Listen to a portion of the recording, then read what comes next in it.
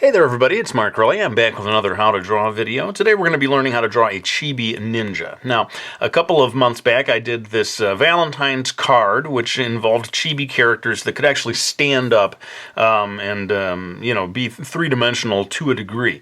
And so I want to use that same kind of technique for this one and have this Chibi Ninja stealing a stick of Pocky, the delicious chocolate biscuity snack from Japan. So let's not waste any more time. Let's go ahead and get into some basic guidelines. Alright, so we've drawn the head here, and this is going to be one of these ninja that have the top of the head and the sort of mouth covered up with cloth, so that all you can see are the eyes and maybe a little bit of the hair.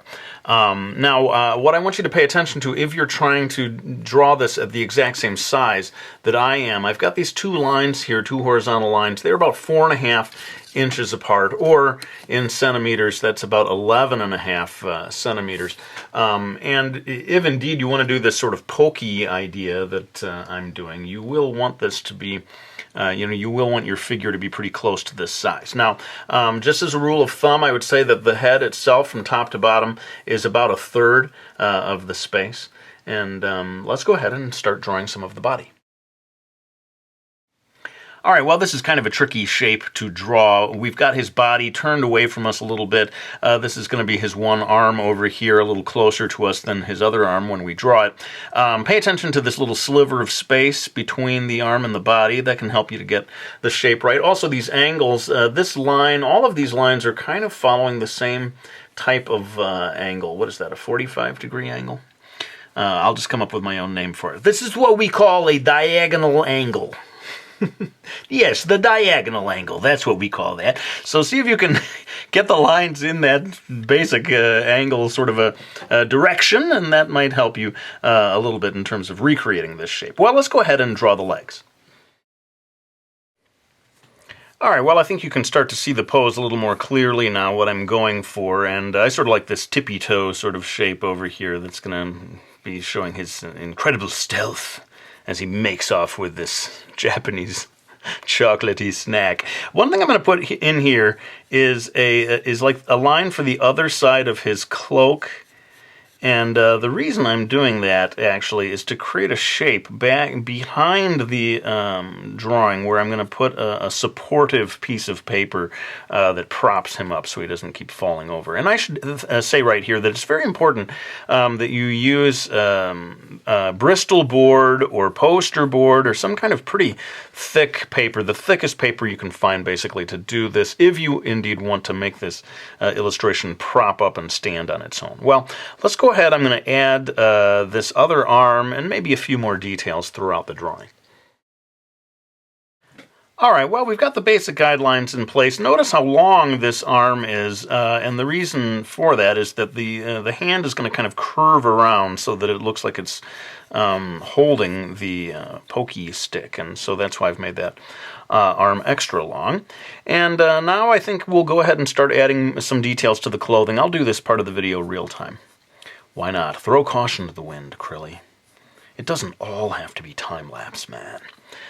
So this cloak that he's wearing, this sort of ninja's cloak, is wrapped across, from one side to the other, and we have a belt that's going to be holding it in place.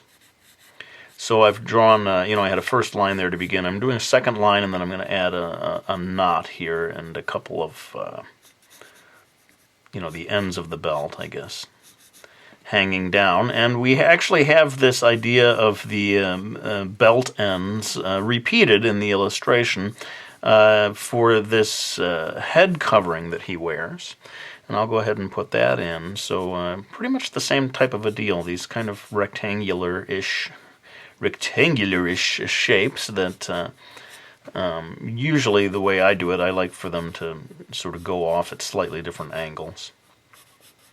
Although you're always going to be, if you want to do a 3D, something that pops up off the page, you may want to consider not making any area of it too narrow, because you're going to be cutting around here with scissors, right? And if you make it too narrow, it might sort of bend or even tear, which would not be cool. So I'm adding a couple of extra lines here for the cloak Just sort of makes it look a little more cloaky to me. Mark, you're even less articulate than usual today. Note that I'm taking this area and separating it into two visible ends of the cloak. And that just sort of makes the structure of it a little more clear, I think. And we can maybe begin to add some lines for Wrinkles. If you're going to put in Wrinkles for where his elbow is, remember to keep them a little high on this arm, because again, this hand area is going to wrap around. I suppose I should go ahead and get to drawing the eyes. Let's go ahead and do that. Actually, I'll refocus a little. Now, the nice thing about drawing a ninja is that most of the facial features are obscured, and so that sort of simplifies your task a little bit in terms of drawing them. I'm going to start with these, it's sort of angry-looking eyebrows, but for me, they're more intense, an expression of intense concentration as he's sent on his top-secret mission to abscond with the pokey stick.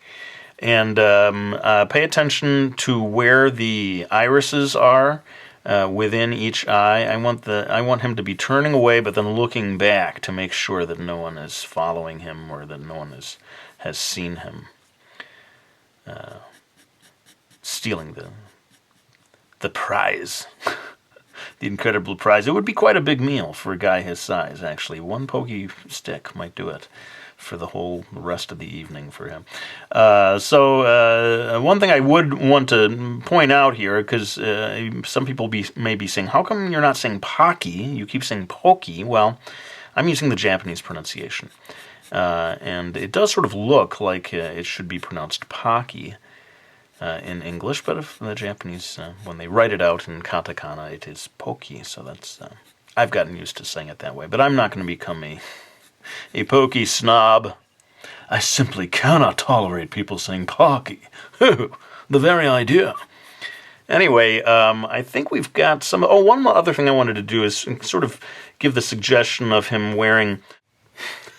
I'm sorry, guys. I do this every once in a while. I forget where the camera's focused. I start drawing things that people can't actually see in the video frame. So basically what I've done is just sort of cut off where I was before, and I'm showing you what I already drew. Right here, this area where where his boots are, I suppose you would call them. I find that it makes it interesting to have the pants have this, sort of come out a little bit at this point. And otherwise, maybe that tells you everything you need to know about drawing that. Well, it is time to do some inking, and so I'm going to go ahead and kick it into time-lapse while I ink up all the line work.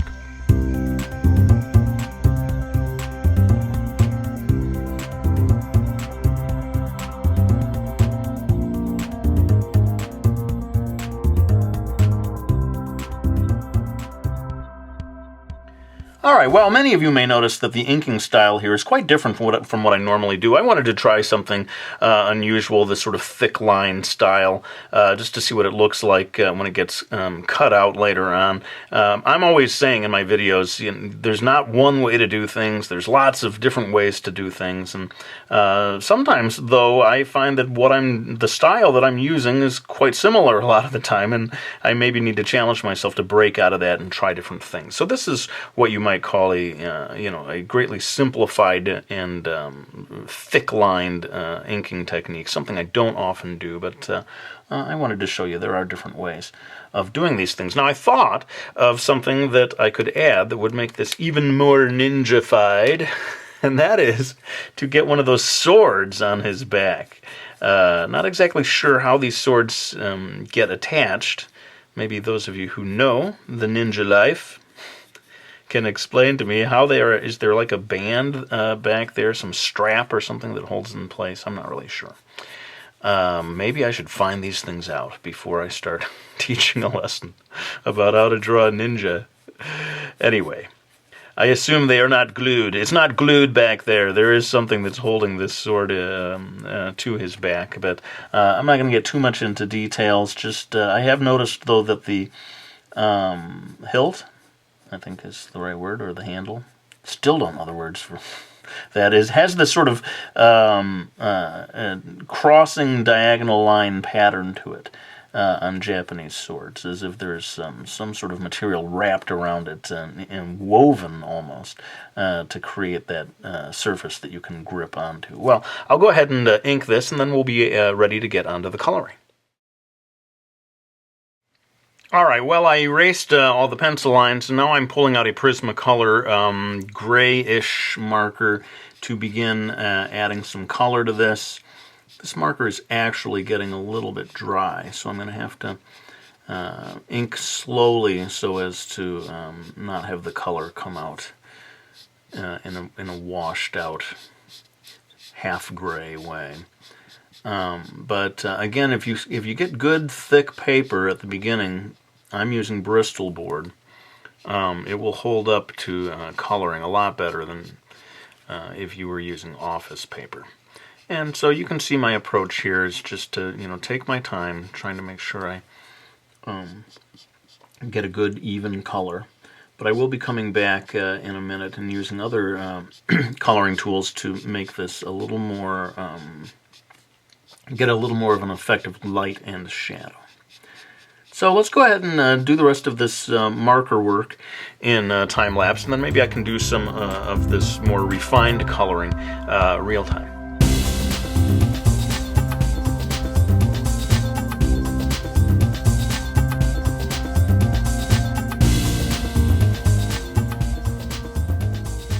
Alright, well, I got the marker color in place, and now I'm pulling out my trusty black Prismacolor to add a little bit of shading all along the left side of the illustration.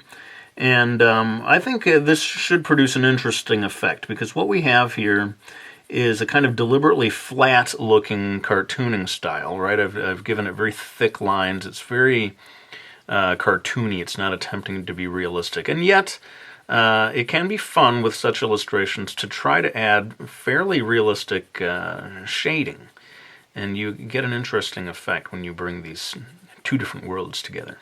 So that's what I'm going to be attempting to do here, and you can see that I'm really taking my time, very gradually creating a sort of gradient change from dark to light, and I'm going to be doing that throughout the whole illustration, mostly using the black Prismacolor, although I'll show you right now, when I have to add shading to the skin, I often will switch from a black Prismacolor to a brown Prismacolor to get a more of a gentle gradation of shadow there.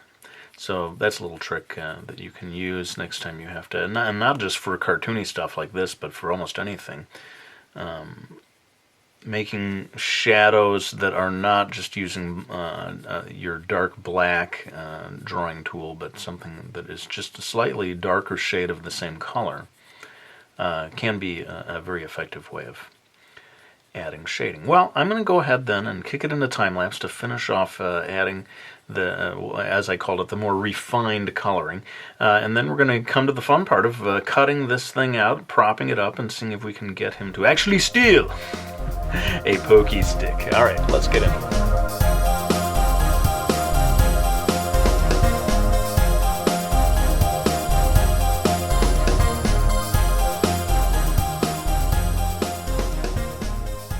Alright, well, the coloring is mostly done, but what we're going to do now is cut this figure out using basically just ordinary scissors, but then also an X-Acto blade for some of these harder to reach areas. And then I'm going to come back and do one last little bit of coloring before we'll be able to put this guy into action on his stealth mission to steal the Pocky stick. So let's go ahead and cut this little guy out.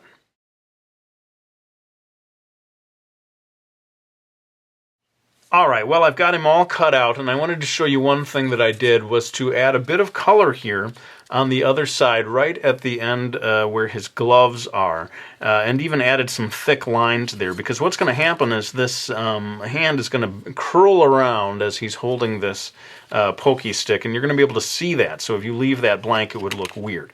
Anyway, I'm going to go ahead now and take this lower rectangular area here, sort of bend it back so that it props him up. I'm even going to get, as I said, a sort of triangular piece of cardstock back here to guarantee that he'll stand up nice and straight. And then we're going to go ahead and move him down to the Pocky box to see if he can carry off his stealth mission of stealing the cherished Pocky stick. Alright, well, we've got the box of Pocky sticks, we've got our little ninja character. I just wanted to quickly show you how I supported him in the back by adding this little extra triangle of paper. And then, if you can see his hand here, the way it's curving there, that's part of how we're going to pull this off. And also this arm here is coming forward just a little bit. So I'm going to go ahead and put him where he needs to be.